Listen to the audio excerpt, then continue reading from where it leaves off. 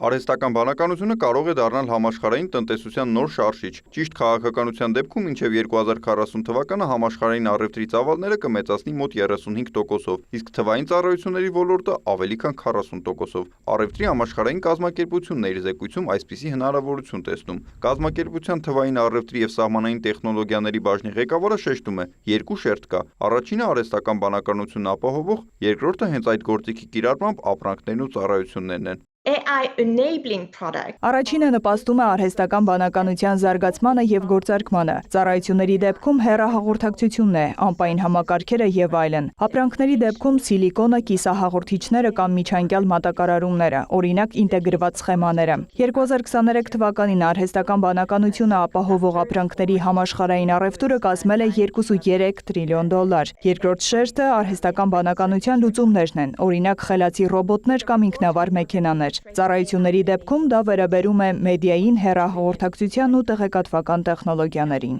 Զեկույցում նշվում է, արհեստական բանականությունը հիմնականում կենտրոնացած է բարձր եկամուտ ունեցող երկրների խոշոր ընկերություններում, իսկ մատակարարման շղթաները, կիսահաղորդիչները եւ տվյալների կենտրոնները սահմանափակ թվով տնտեսությունների ձեռքում են։ Եթե երկրները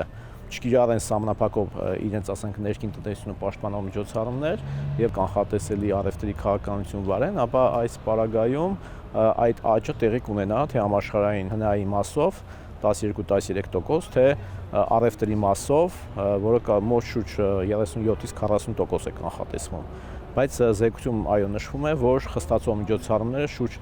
եռակի անգամ աճել են 2012-ից 2024 թվականների ընթացքում։ Արհեստական բանականությունը միավորող կամ բաժանող ուժ կդառնա, պայմանավորված այն հանգամանքով, թե ինչ ընտրություն կկատարվի եւ ինչ քայլեր կձեռնարկվեն, ընդգծում է Էմանուել Գաննեն, հավելելով, անհրաժեշտ է նպատակային գործողություն 3 ուղղությամբ։ First, we need to close. Առաջինը փակել թվային բացերը։ Հայաստանը արդեն լավ է ներգրաված այս ոլորտում, սակայն կարևոր է կրճատել օրինակ գյուղական եւ քաղաքային տարածքների միջև եղած տարբերությունները։ Երկրորդը ներդրումներ աշխատուժում։ Թեև հստակ հայտնի չէ, թե արհեստական բանականությունը ինչ ազդեցություն կունենա աշխատաշուկայի վրա, բայց անհրաժեշտ է կրթություն, վերապատրաստում եւ հմտությունների զարգացում։ Պետք է նաեւ ապահովել համապատասխան քաղաքականություն, որպեսզի տնտեսության ներսում անհավասարությունը չխորանա։ Երրորդ կարևոր ուղղությունը բաց եւ կանխատեսելի առևտրային միջավայրն է։ Եթե թույլ երկրները կարողանան թվային ենթակառուցվածքներում առնվազն 50%-ով կրճատել իրենց հետամնացությունը եւ լայնորեն ներդնեն արհեստական բանականություն,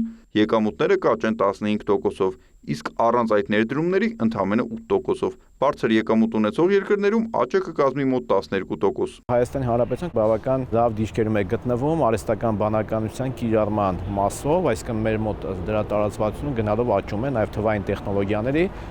եւ նաեւ պետության կողմից, ինչպես գիտենք, վարվում է այս ոլորտին բավական նպաստավոր քաղաքականություն, ինչը եւս կնպաստի հետագայում այս թվային տեխնոլոգիաների, այդ թվում արհեստական բանականության տեխնոլոգիաների զարգացմանը։ Զեկույցում շեշտվում է, առևտուրը վառելիք է արհեստական բանականության շարժիչի համար։ Առավելությունները հասանելի կդառնան միայն միջազգային գործակցության ու մտածված քաղաքականության դեպքում։ Նիկոլայ Ավետիսյան, Հովհաննես Քյոսեյան, լուրեր։